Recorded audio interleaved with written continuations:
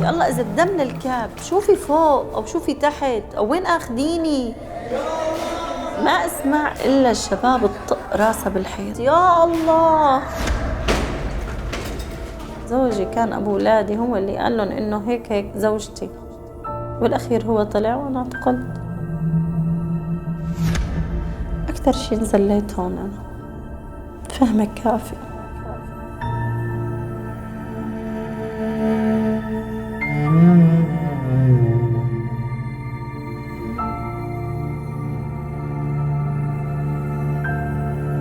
مريم خليف من مدينة حما.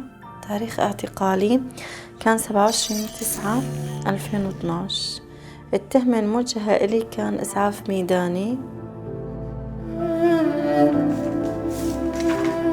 كنت موظفة بمؤسسة العامة للمباقر بحما.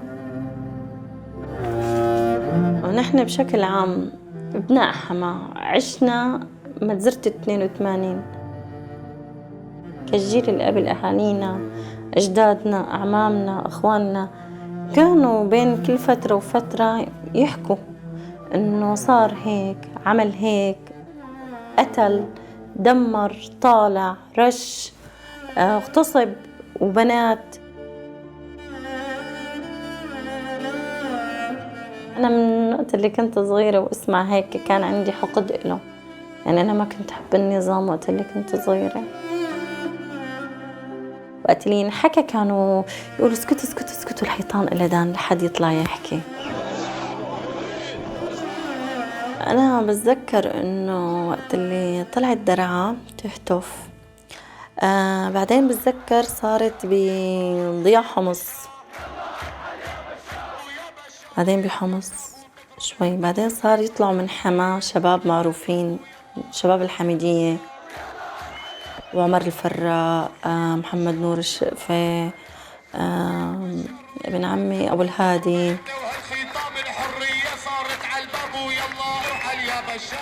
أنا بتذكر وقت اللي كان يغني الآشوش، وكنا ننوم نطالع كل شي بقلبنا، نهتف مع الآشوش بساحة العاصي. كنت أنا لا شعوراً أطلع على بيتنا اللي كنت عايشة فيه بالحميدية، تاني طابق، افتح هيك اتناوى عليهم، أحس شي جوا بده يتفجر، بس ما كنت استجر أطلع. كنت أنا وين أطلع من الحميدية مثلاً على طريق حلب، من طريق حلب بروح على باب قبلي. مجزرة أطفال الحرية بحما، قتلوا أطفال، قتلوا شباب بحمر الورود، قتلوا ختايرة. شفت الأطفال كيف، والمشافي كيف، مشافي تستقبل ومشافي ما تستقبل. وقتها خلص بدي أطلع، طلعت. كان المشفى الميداني بالحميدية. بتذكر كان معنا أبو الفدا، كان معنا أبو شام، ابن عمي أبو الهادي، كان كادر من الأطباء. كنا نسعف الجرحى فيه.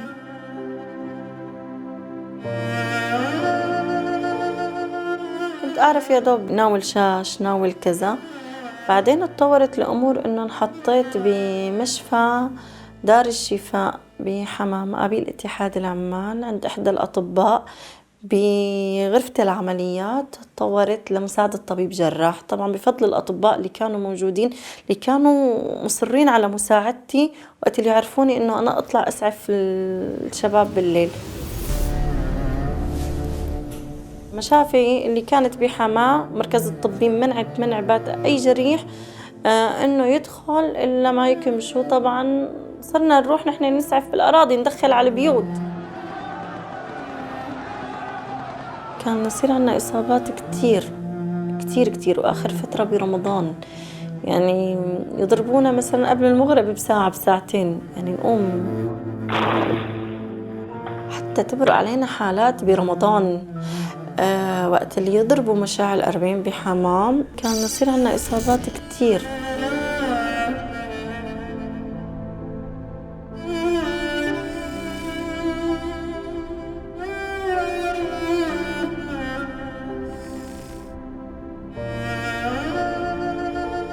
كنت أنا بمشفى الميداني بالحميدية. طبعا كان ابن عمي ينقبنا بلفحات سود أو نفحات الثورة مشان ما نعرف. طبعا بهي الأثناء أبو الأولاد فات لجوا لعند المشفى، من النوع اللي كان في قصة خلاف قبل أنا وياه.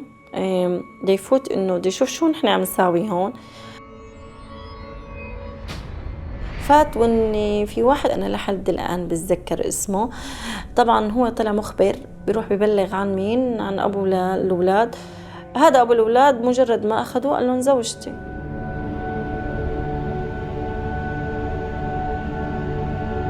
طبعا إجا قرار توقيفي للمؤسسة إنه مراجعة أمن السياسي بحما.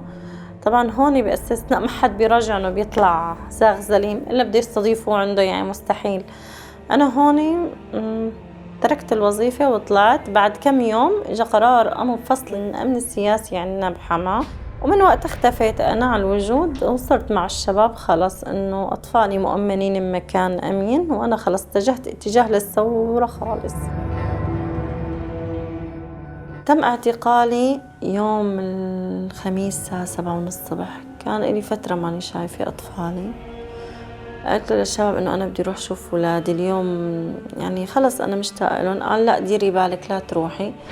قلت له ما أظني أربع القصور اليوم، ما متزرت مشاعل 40 بحما قايمة لقيامة. طبعا بهي الأثناء مشاعل 40 كانت مدمرة. طبعا نسمع إنه دخلت الدبابات لقلبها، صار شبح البنات على الدبابات، حرق الجثث، تهديم البيوت كامل، شحط الختايرة والنساء كلياتهم على الاعتقال. جيت الخميس الساعة 6:30 لعن بيت أهلي. نزلت لعن بيت أهلي، أي أم يعني أم جاية تشوف أولادها بتبوستهم ضمتهم وهي نايمين. ما توقعت يعني يصير إنه يجي شي. أكلت شي من براد أمها قاعدة. طبعا ما شافت إلا برن تليفونها أرضي أختي، تقلها اجوا الأمن أخذوا هويتي أمي ودققوا فيها. تقلها أمي صلي على النبي. بتسكر التليفون أمي. طبعا لسه ما سكرت أمي تليفون الأرضي إلا بيجيني تليفون إنه طوق بيتك. طبعا ما دقوا الباب الجماعة، ما عذبوا حالهم، دفشوا الباب هيك كان الباب على الأرض. طبعا فاتوا شي فظيع. تقولي أنا مجرمة قاتلة قتيل ذابحة. دخلوا إذا بقلك أكتر من 20 شخص. كان يكمش ابني عمره 4 سنين، يهزه هيك يقول له أمك شو بتشتغل. طبعا أنا كان أخي عمره 18 سنة كان بقلب البيت مريض. طالعوه أنا بتذكر وقت طلعت حاطيله وجهه على بلور السيارة، ما عم شوف إلا الدم من أخوي.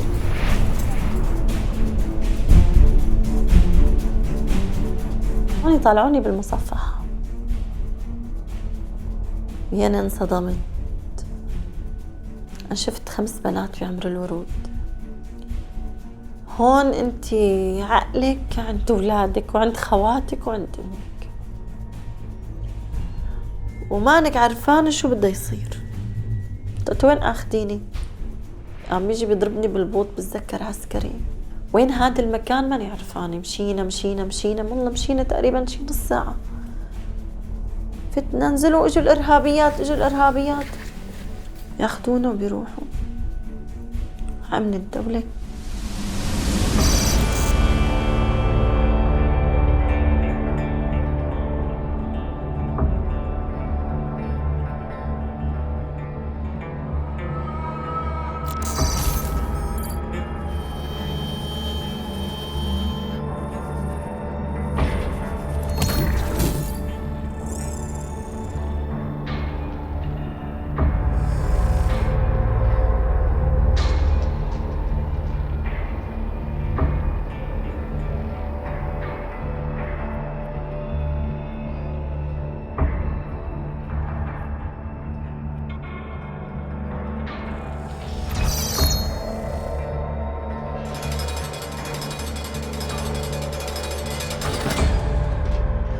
هون وقت اللي اجوا اعتقلوا، طبعا انا بتذكر بنت الامين اجوا اخذوها مشان جوزها يسلم حاله.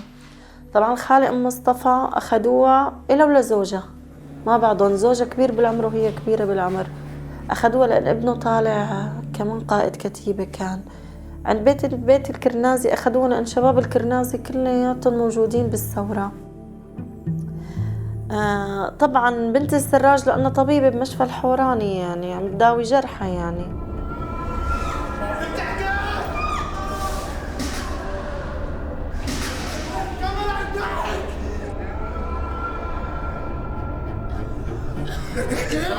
يعني هن مستقصدين العائلات واخدينه البنات حتى يرووا ضلاع الشباب.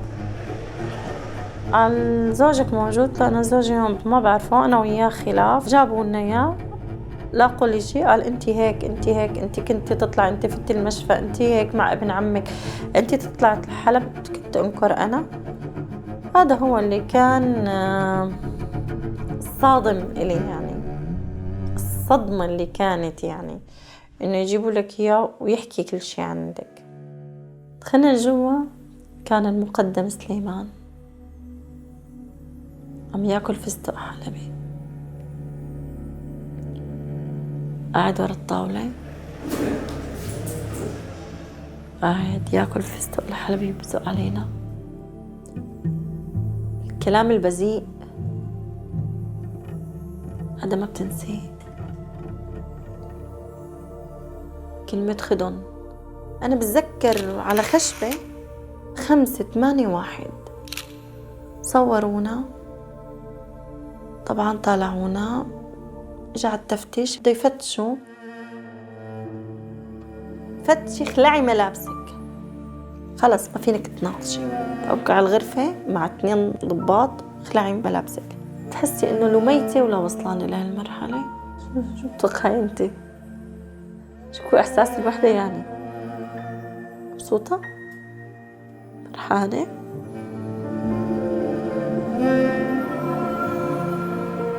أخذوني على الشبح، كان معاي ابن الشيخ خليل مشبوح.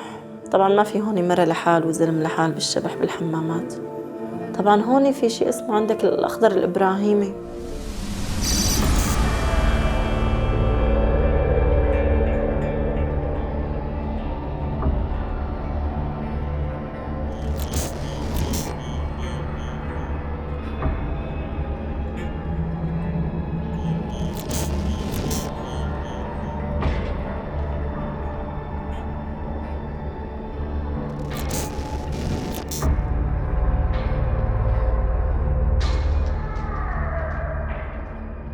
كان معاي الشاب يقول له أنا باكل قتل عنا، إنه لا تخليه تقتلون.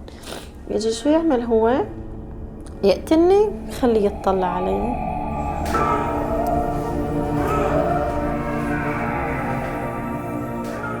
والله أنا بتذكر، والله كانت خالتي أم الصيف عم تاكل قتل مثلها.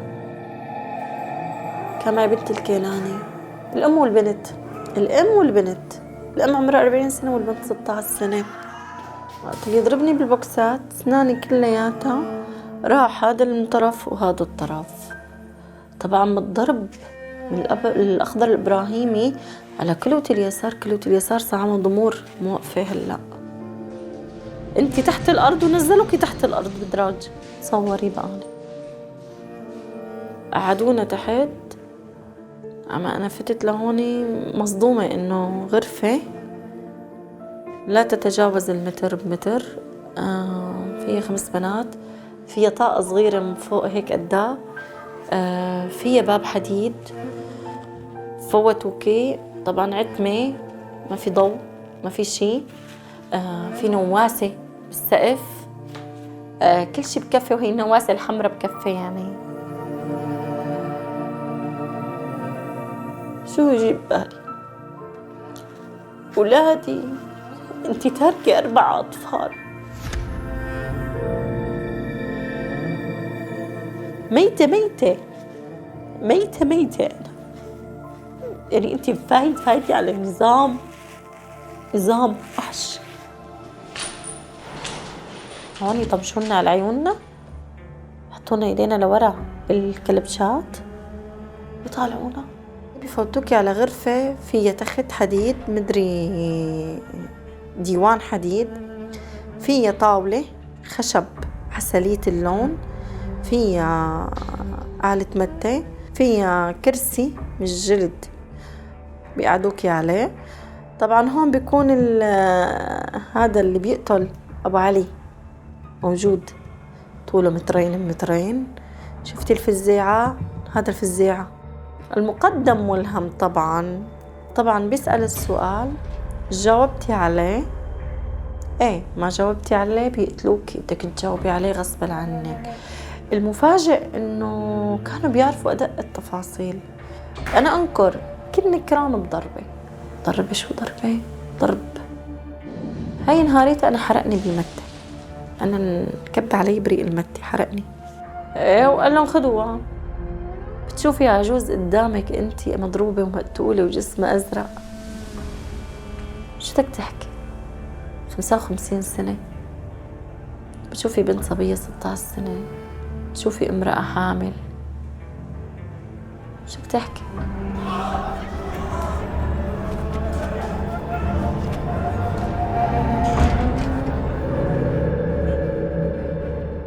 طبعا يوم الرابع نفس الحالة، اشي رعب، كمان تحقيق، عذاب، قتل. بس اللي لفت نظري أكتر وأكتر إنه أنت مطمشة على عيونك، وقت بينزلوكي على الغرفة بشيلوك الطماش على عيونك بده يفوتوكي، تعملي على إيديكي هيك، يا الله دم.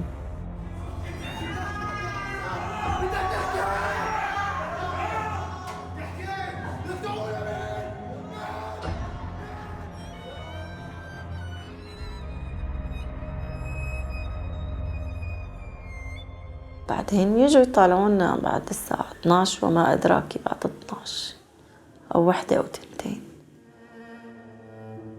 ينزلوا ينقوا الحلوات للمقدم سليمان لفوق. يومي يومي يومي يومي. ما كانت تخاف من الضرب، صارت تقول يا رب يضربوني ما يطالعوني لعنده، يا رب يموت وما نطلع لعنده.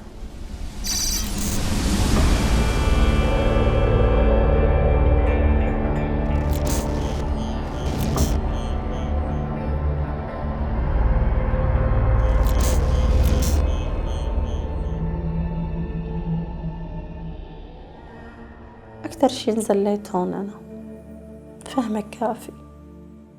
عذاب، يغتصبوا، يقتلوا. الله يوفقك مام.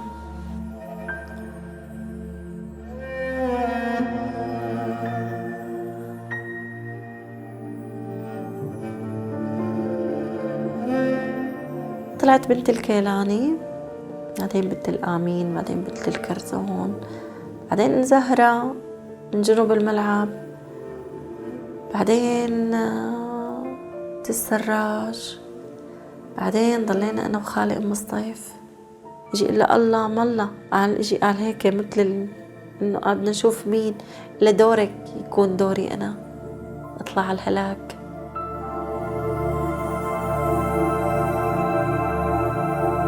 كل شي بكفي، وإنه القطط بكفي، يخلونا القطط جوا. أنا هلا عندي رعب من شي اسمه قطة تغذى على الجثث، وأنا عم يعذبوني واحد عم يصيح يا الله يا الله يا الله. أنا مرعوبة بالغرفة اللي جنبي ماني عرفانة، بيطلع بيقول له سيدي فطس، بيقول له زته مع رفقاته. أنا قعدت مثل مجنونة، ما في حدا احكي معه. قتل وضرب وإهانة وذل روحي وجسدي، شو بدي أكتر من هيك؟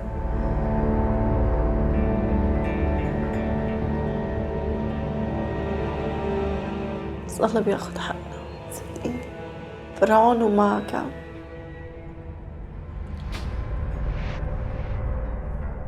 كان في واحد اسمه أبو مالك، كنا متسطحين الصبح أو بالليل أو العصر ما بتشوفي إلا كان يفتح علينا السجن ويفوت.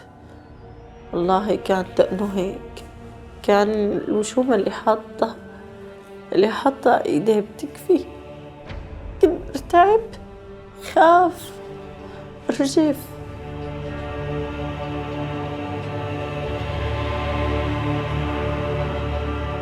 لوقت اليوم كان شفت النور فيه. فات شخص قال يلا بليك. وين اخذنا؟ قال بعدين بتعرفي. تجيني عباية بينزلوا بستولي اياهم بسي. انا قلت انا رايحة على الشام اليوم بالليل. تم تبادل الأسرى علي. طبعا الساعة 11 بالليل يوم الثلاثاء استلمني ابن عمي والشباب. طبعا كان فكري انه انا بدي اروح اسلم على امي، فرحانة انه مريم طلعت. دقيت الباب، طلع لي امي، شافت بنتها بهذا المنظر. انا عيب لك من هون، يلا انا مريم ماتت عندي. انا هون يا ريت الدنيا كلها. انا قلت له انا كذابة، قلت له لابن عمي كذب هادمه.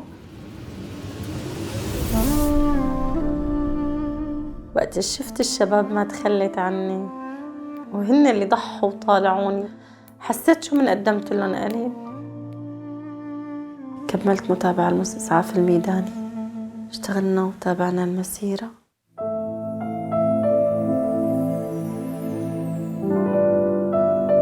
تعرفت على زوجي الثاني محل إقامتي حاليا، وطلبني للزواج وحطني وسام على صدره وتاج مثل ما بيقول لي على راسه. وطبعا هو اللي أصر على زواجي، كان يلحقني من مكان لمكان، يعني حتى بشهود رفقاتي الموجودات. يعني يروح على رفيقتي فلانة اللي أحكي معها، يروح على رفيقتي فلانة أحكي معها. وافقت أنا وأطفالي الأربعة، أخذني أنا وأطفالي الأربعة طبعا. وكانت على الزواج طفلي اللي شفتيه، هذا الأزعر الصغرون، هذا ملك عمري كله. عادني اعتباري كأم، عرفتي إنه كأنثى، إنه أنا واجب علي إنه أنا خلص ليكوني أنا جبت طفل، شوفوني أنا معتقلة عم ربي، والحمد لله عم ربي أطفال كمان بعمر الورود. ما شفتي أولادي كل واحد مستقبله قدامه رح يبنوا سوريا. كل معتقلة صدقيني لا ينزلوا ولادها هن ياخدوا بالدار، صدقيني. مو معناتها تارات، لا، تار سوريا بكاملها. هذا كابوسي يعني رح نخلص منه إن شاء الله قريبا، نشوف نحن محررين ونازلين عم نتفتل بسوريا. شو واحد ما بيشتاق بحما أو بإدلب أو بالشام بحمص.